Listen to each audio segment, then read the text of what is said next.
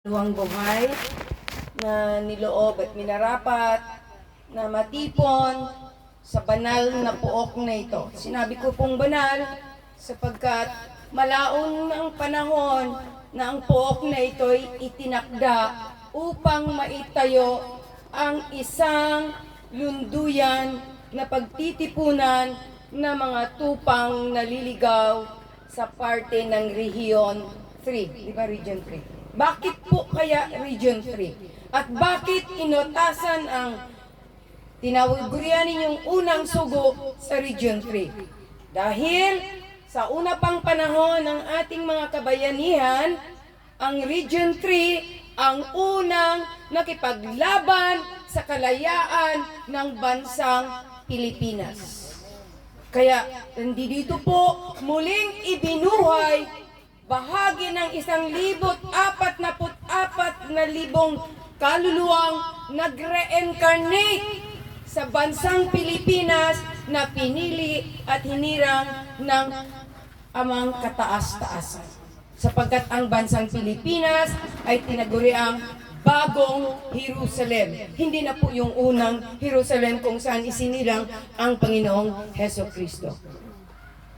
Pakilala ko po muna ang aking sarili. Alam ko, may nagtatanong nahagip ko sino ba siya?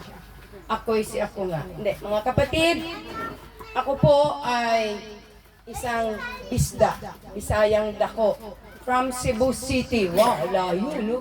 Nakarating sa Region 3. Dati po akong militar, babaeng sundalo.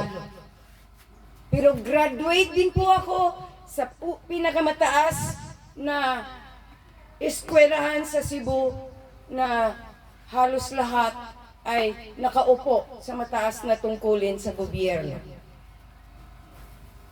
Natapos ko po ang psikolohiya, BS Psychology. Pero magtaka kayo, ba't andito ako sa inyong kalagitnaan? Ano pa? Tapos naging sundalo. Naging sundalo ako sa pamahalaan natin. Tinawag ako para magiging sundalo ni Kristo. Mas mataas po ang ranggo. 6 na taon lang po akong naglilingkod. Bakit? Paano ako naparito? Pagpapatotoo ko po sa inyo. Bago matapos ang 6 na taon ng aking paglilingkod, iniwan ko po yung natutunan ko na magiging isang sundalo. Nag-training po ako ng 2 batch ng sundalo. Una, 80 lady soldiers mula sa iba't ibang bahagi ng Pilipinas. Iba-iba ugali, napakahirap hawakan. Pangalawa, 60 lady soldiers. Dumating yung EDSA Revolution, 1986. Hinimok kami ni Colonel Hunasan, na hunas na. Yung kanyang mga pangako, walang nangyari sa amin. Na kukuhanin kami ng eroplano mula sa Air Force para ipasakay at mag-showdown sa Camp Aguinaldo para bumaba. Sino yung pinababa? Ang ating Apo Lakay, na hindi basta-basta tao pinili at hinirang, na siya ang kasama ng amang Dr. Jose Rizal. Inikot nila ang buong mundo para taniman ng biyaya na magagamit natin ngayon sa pagbabago. Kaya tayo ngayon ay tinawag dahil mayroon tayong gampanin sa isa't isa sa pagbabago, hindi sa material kundi sa spiritual, divine government. Paano tayo uupo kung makasalanan pa tayo, hindi tayo makasama sa divine government? Kaya ang pagtawag sa bawat isa sa atin, paglilinis. Kaya nag-iibanghelyo sapagkat ang salita ng Diyos ang siyang maglilinis po sa atin. Binasa, di ba? Kanina, kayo'y malilinis na sa pamamagitan ng salita na sa inyo'y aking sinalita. Paano tayo malinis? Kung hindi tayo magbago, hindi tayo nalinis. Kailangan magbago po tayo. Kaya yung naituro sa akin, tinalikdan ko yung pagkasundalo sa pamahalaan, Dahil tinawag po ako. Paano ako tinawag? Nag-training po ako. Tinanggal po yung boses ko. Paano ako makapag-training?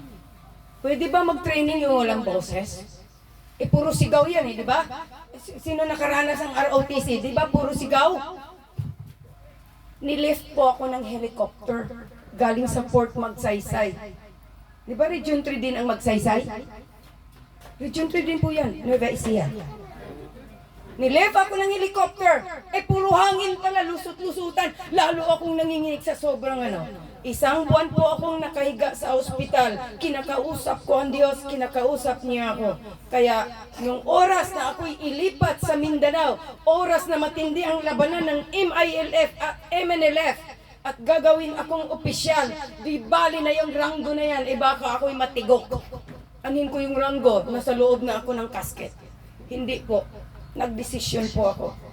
Nagulat yung aking opisyal, hindi ako nagpaalam. Malapit na yung katapusan ng aking ETA. Hindi ako nahirapan. Pagkatapos ng November 3, kinabukasan, pumunta na ako. Ayaw ko na po mag-re-enlist. Ayaw ko nang magpalista. Isang linggo lang, lumabas ang order. Resigned na ako. Kinuha lahat ng baril, kinuha lahat ng ID, okay lang. May ID ako sa itaas. Ang pagtawag po sa akin mga kapatid, kakaiba po.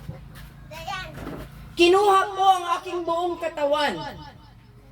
Dinala po ako sa itaas. Buhay po. May testigo kasama ko sa kwarto. Nawala ako ng hating gabi. Ibinalik daw ako ng mga alas 4 na daw. Kasi gising daw siya ng hating gabi. Hanggang alas 3:30 wala daw ako sa higaan ko. Sarado ang bahay, sarado ang pintuan. Saan daw ako nagpunta? Sabi ko, natulog ako. Wala ka! Nakipagtalo sa akin. Nung ako'y namulatan, dumating ang kasangkapan ng mga dinadaluyan o sinilalang ka pa ng banal na espiritu, pinaupo ako. Pumikit ka, kumumpas lang ng kamay. Bumalik yung aking diwa. Saan ako dinala? Dinala ako sa itaas, binaba ako sa waterfalls, naglalakad kuno ako sa waterfalls. Makakalakad ka ba sa waterfalls? Hawak ng dalawang anghel, nakapa. Pagdating sa ibaba, naghintay yung matanda na ang balbas ay abot sa tubig, sa ilog. Doon po ako binago nang ako ibinaba. Ayaw ko nang sumayaw, ayaw ko nang kumanta ng mga love songs, kasi military part ng aming mission. Party-party, sayaw-sayaw, partner ng mga opisyon. Nawala po lang. Ayaw ko na magbasa ng dyaryo. At pinutulan ang aking dila. Tingnan nyo yung dila nyo, may dulo. Sa akin, wala po. Tinanggal, pinalitan ngayon ng kapangyarihan magsalita ng mga propesiya. Umalis ako sa serbisyo, pumasok ako sa isang spiritual na simbahan, hindi po katoliko. Spiritual, Catholic Church, Catholic pero hindi Romano. Kumontra sa Romano, tinayo din ng amang doktor po yun. So, nahubog ako ng 2 taon sa Biblia. Nung ako'y lumabas ng gamot, umiikot sa iba't ibang lunduyan, hindi ko hahawakan, mamamatay, mabubuhay po. Natakot po ako, sabi ko, Ama, kunin niyo po ito. Baka galing ito sa masama. Ayaw ko po ito. Pero magpatotoo po kayo sa akin. Kung galing sa iyo po itong pinagkaloob niyo po sa aking papagaling, bigyan niyo po muna ako ng bakasyon.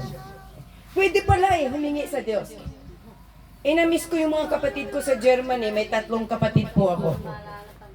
Bigyan niyo po ako ng bakasyon kung ikaw talaga ang tumawag sa akin at nagbigyan ito. Ibalik ko muna sa iyo, bakasyon muna ako.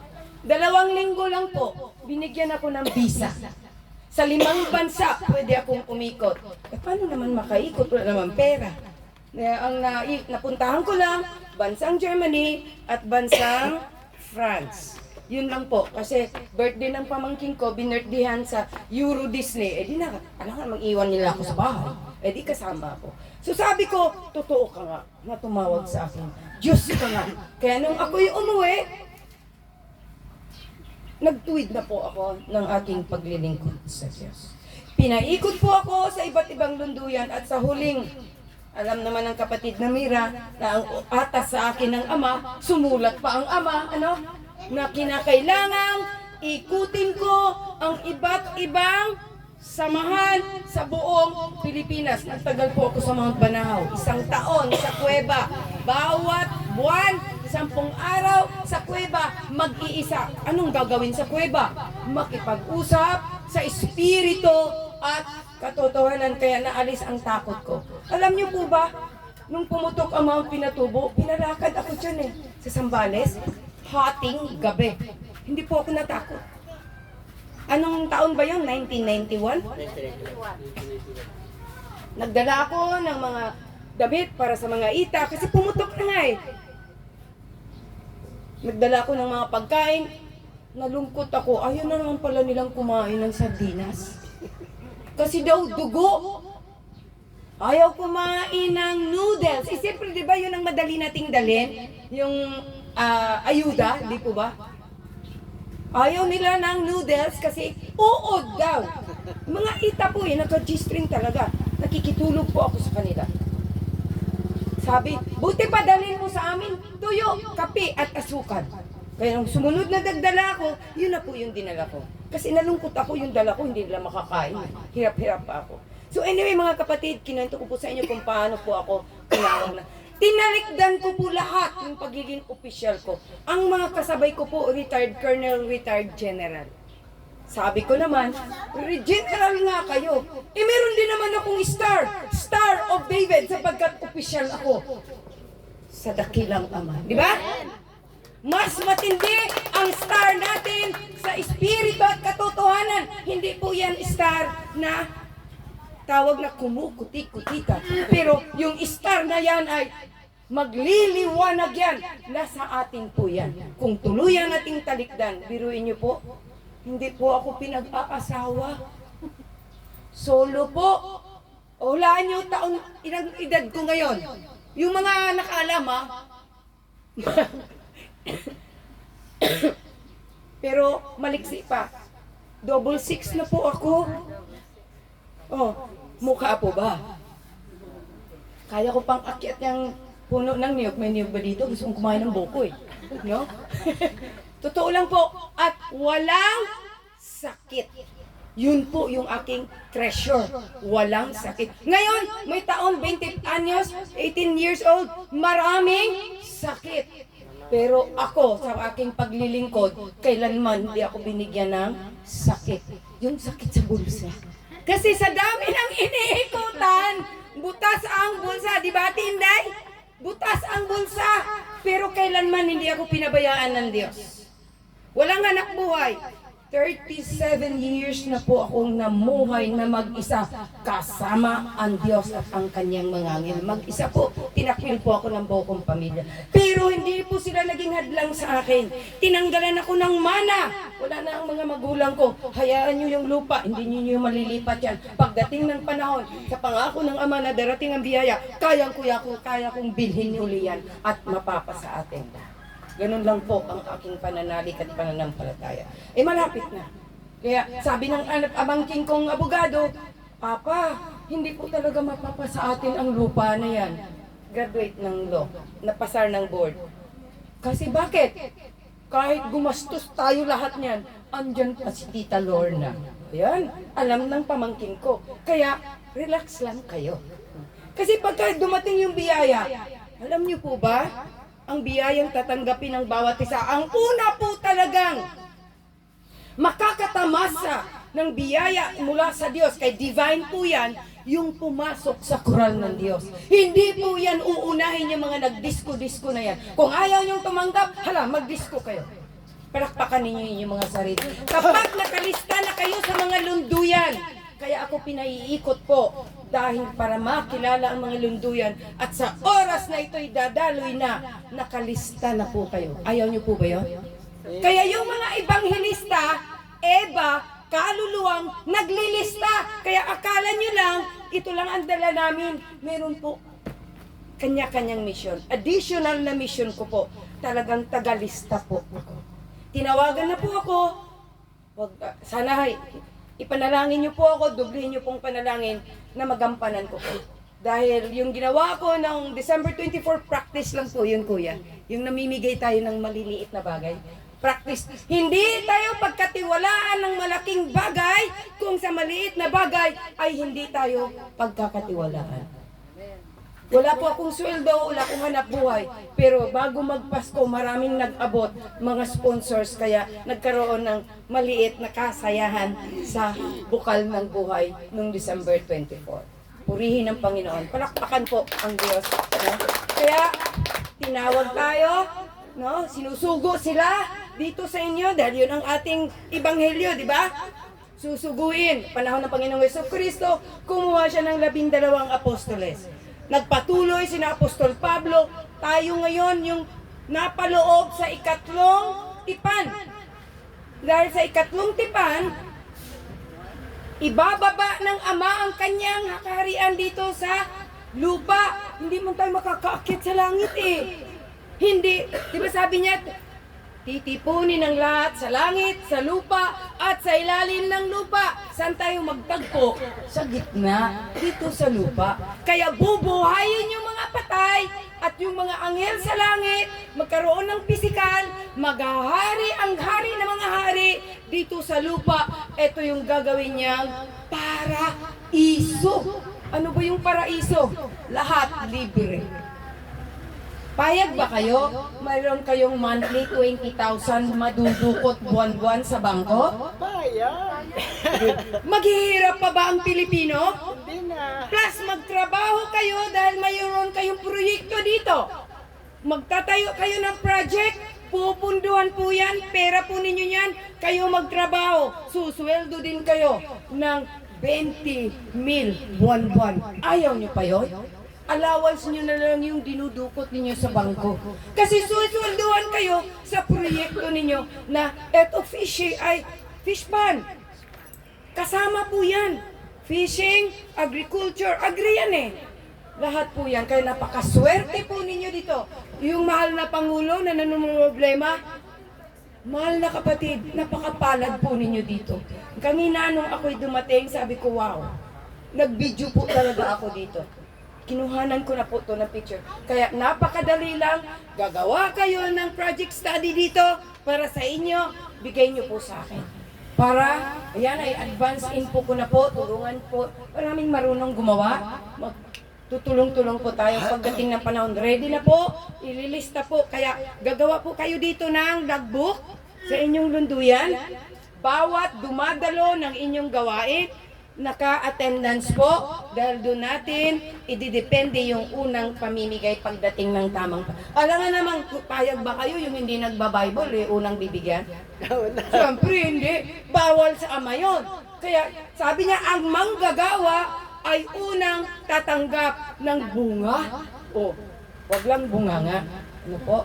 Ito po, nasabi ko sa inyo para bigyan kayo ng pag-asa, lakas ng loob, na hindi basta-basta ang pagkikiisa ninyo dito.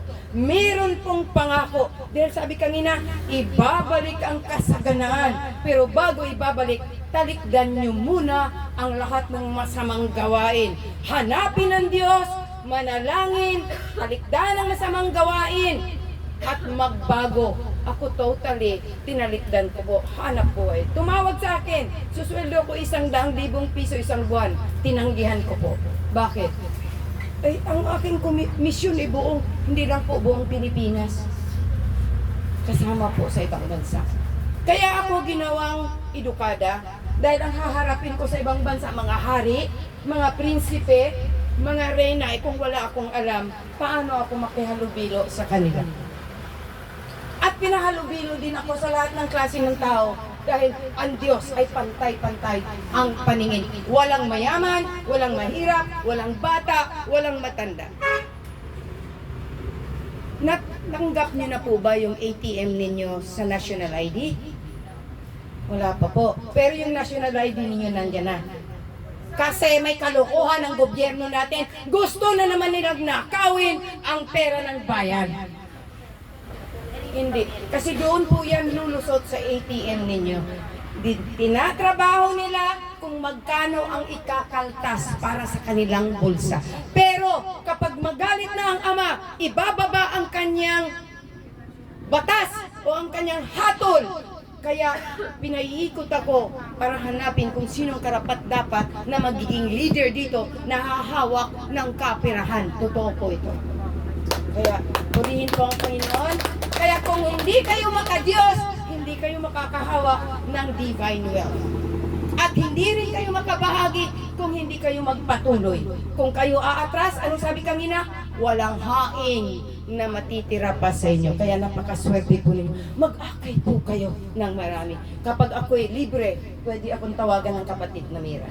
Nagagamitin din ng banal na espiritu. Ngayon, inudyukan lang akong magsalita para ipagpatibay sa inyo kung paano ako tinawag ng Diyos. Ano po? Totoo lang, napakaraming dumarating sa buhay ko. Tinawagan na po ako ng Malacanang. Ililista na ang pangalan ko, ipanalangin po ninyo. At irerehistro na sa Central Bank. Ay, paano ka kukuha ng pera kung hindi ka makapasok sa Central Bank? Diba? So, ipanalangin po ninyo, hindi ko po pinagmamalaki yan. Binibigyan ko kayo ng pag-asa. Na napakaswerte na dinala ako dito, na mamaya po, nagmamadali po ako dahil mayroon kong ihahatid sa airport. No? Ating kapatid na humingi ng aking gabay paghatid sa airport. Napakaraming biyaya po binigay ng Diyos sa akin. Hindi po naubos ang kanyang pagpapala. Saan pa kayo? Every 2 weeks po, may libre akong tumira ako sa hotel. Titira ako sa hotel, wala akong pambili ng pagkain. Ang ginawa ko, binibenta ko po yung kwarto. Nabibenta naman ng 3,500. Ginamit ko sa mission. Kaya nakarating ako dito sa inyo. Kasi ba? Kaya magpakatalino tayo. Higa-higa ako sa hotel. Nga naman ako, gutom ako. Buti pa ibenta ko pa, ano? Yun lang po. Kaya bibigyan tayo ng karunungan. Yung sinabi ng kapatid Randy na ibibigay sa atin ng karunungan kung paano na natin haratin ang pagsubok. Ate, yung pagsubok na nasa iyo, napaka-liit lang po niyan. Sa aming naranasan po, napakatindi. Super, pero hindi kami sumuko. Dahil we are born to fight, fight to win, no retreat, no surrender. Aria, Pilipino. No? Papalad po tayo. Tayo ang pinili ng Diyos. Pinili ang bansang Pilipinas. Pilipinas, pinipili ng mahal na ina.